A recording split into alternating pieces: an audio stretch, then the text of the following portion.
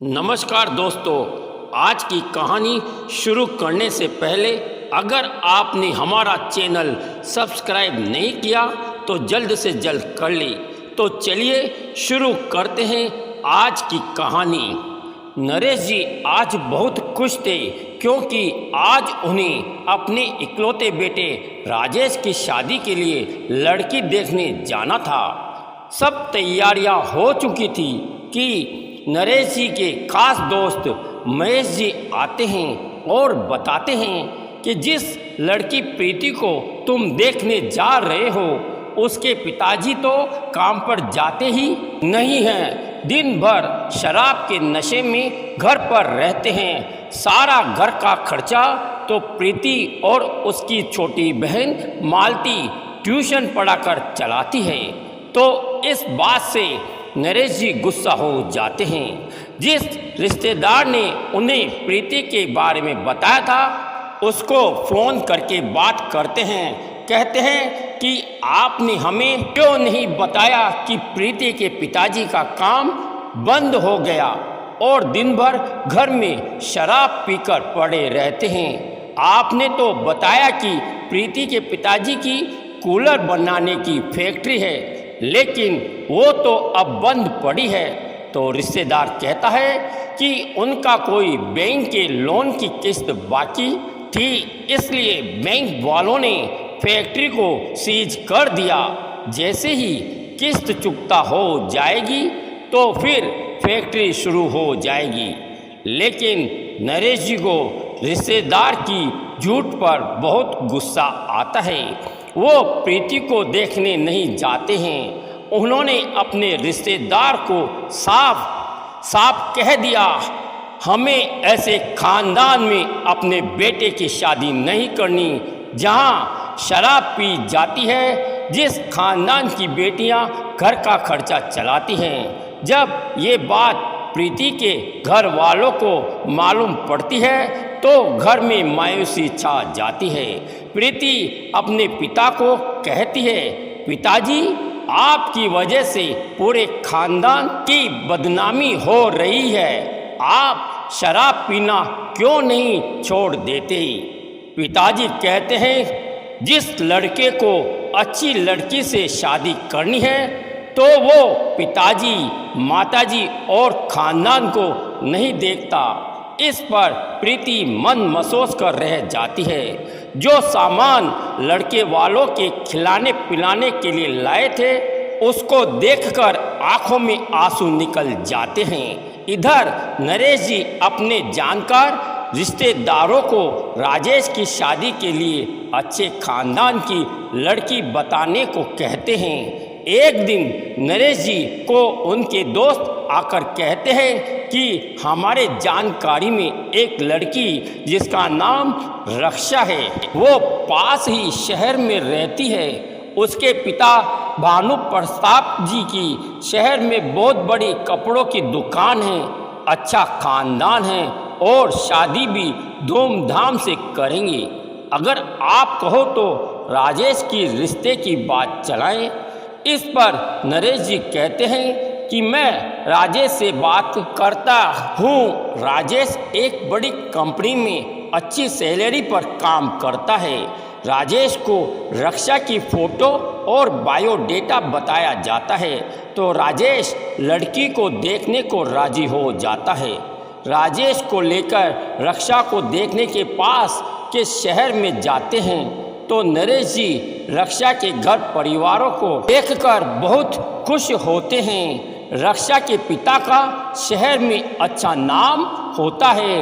रक्षा को राजेश और राजेश को रक्षा पसंद आ जाते हैं। शादी की तारीख पक्की हो जाती है। सही समय पर राजेश और रक्षा की शादी हो जाती है। नरेश जी बहुत खुश होते हैं कि मेरे इकलौते बेटे की शादी अच्छे खानदान में हो गई। लेकिन नरेश जी की ये खुशी ज़्यादा दिन तक नहीं रहती। जैसे ही शादी के बाद रक्षा घर में आती है तो मालूम पड़ता है कि रक्षा को तो खाना बनाना आता ही नहीं। इस बात पर नरेश जी रक्षा को कहते हैं, बहू तुम खाना बनाना सीख जाओ। तो इस बात पर रक्षा कहती है कि हमारे घर में खाना बनाने वाली आती है, आप खाना बनाने वाली रख लो।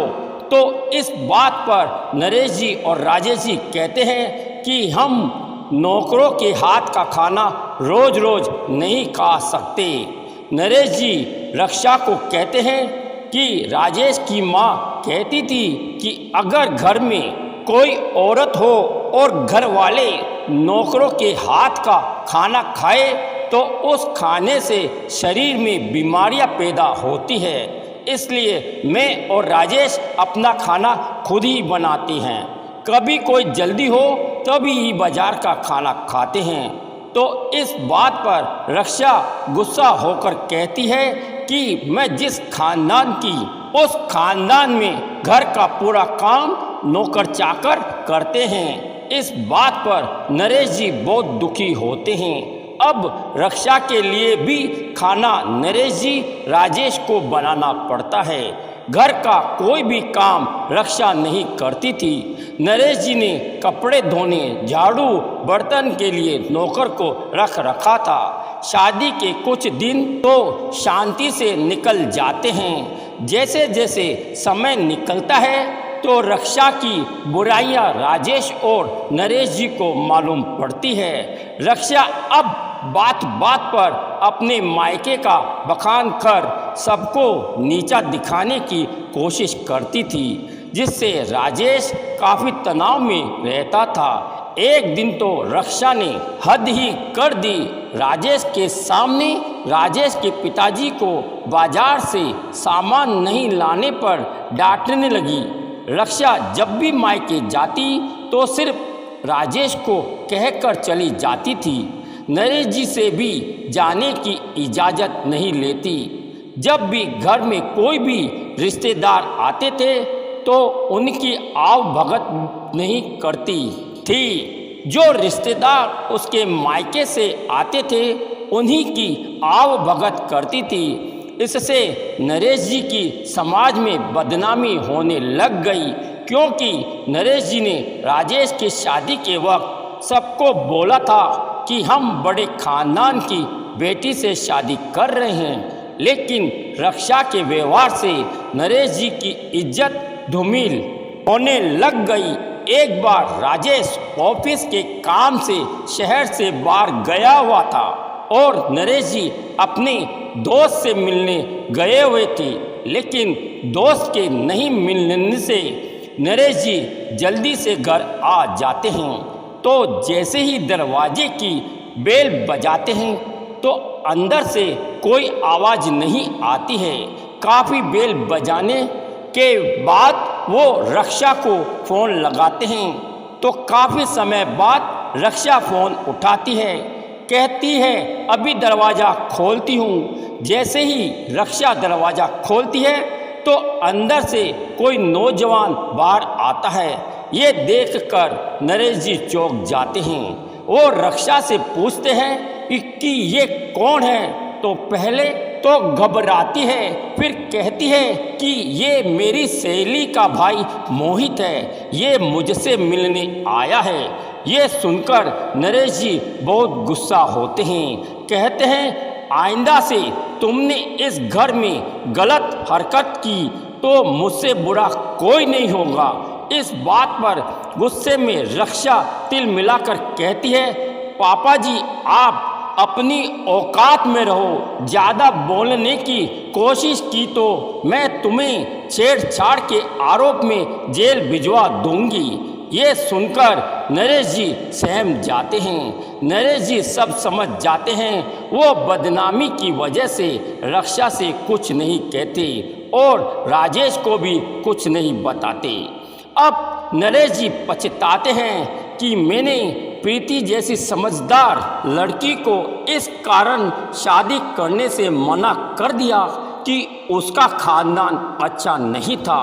लेकिन नरेश जी को मालूम पड़ता है कि प्रीति की नौकरी सरकारी विभाग में अच्छी पोस्ट पर लगने से उसने अपने पिताजी की फैक्ट्री का लोन चुकाकर दोबारा से फैक्ट्री शुरू करवा दी। आज नरेश जी सोचते हैं, काश मैंने प्रीति के गुण देखकर राजेश की शादी की होती तो राजेश की पूरी जिंदगी बर्बाद होने से बच जाती। रक्षा को अब खुली छूट मिल जाती है। वो अब राजेश के जाते ही किसी न किसी बहाने से मोहित से मिलती है। नरेश जी रक्षा को समझाते हैं कि बहू, तुम जो कर रही हो अच्छा नहीं है। अगर राजेश को मालूम पड़ेगा तो पूरा घर बिखर जाएगा। तो रक्षा कहती थी कि अगर राजेश को मालूम पड़ जाएगा और वो मुझे तलाक भी देना चाहेगा तो भी मैं राजेश को तलाक नहीं दूंगी और अपने प्रेमी मोहित से मिलती रहूंगी। मैं मोहित को शादी से पहले ही प्यार करती थी, लेकिन पिताजी इस शादी के खिलाफ थे। इस बात से नरेश जी इतना दुखी हो जाते हैं और रक्षा के क्रूर व्यवहार से इतना सहम जाते हैं कि राजेश को कहते हैं, बेटा मुझे वृद्धाश्रम छोड़ आ, मेरा मन घर में नहीं लगता है। मैं दिन भर बैठा बैठा उगता जाता हूँ। ये सुनकर राजेश चौंक जाता है कि पिताजी ने आज तक वृद्धाश्रम जाने की बात नहीं की। मेरी शादी होने के बाद पिताजी घर छोड़कर क्यों जाना चाहते हैं? राजेश कहता है, पिताजी मेरे होते हुए आप वृद्धाश्रम नहीं जाओगे। लेकिन नरेश जी राजेश को कहते हैं, बेटा मैं वृद्धाश्रम जाऊंगा, वहाँ मेरी उम्र के बहुत लोग होंगे और मेरा मन भी लगा रहेगा और तुम मुझसे मिलने भी आ जाना। तो इस बात पर राजेश पिताजी को वृद्धाश्रम छोड़ आता है। नरेश जी सोचते हैं कि काश मैंने राजेश की शादी से पहले लड़की का खानदान नहीं उसके गुण देखे होते तो आज मुझे वृद्ध आश्रम नहीं जाना पड़ता। शादी लड़की से करते हैं, खानदान से नहीं। इसलिए जब भी शादी करो तो लड़की का खानदान नहीं, लड़की के गुण देखो।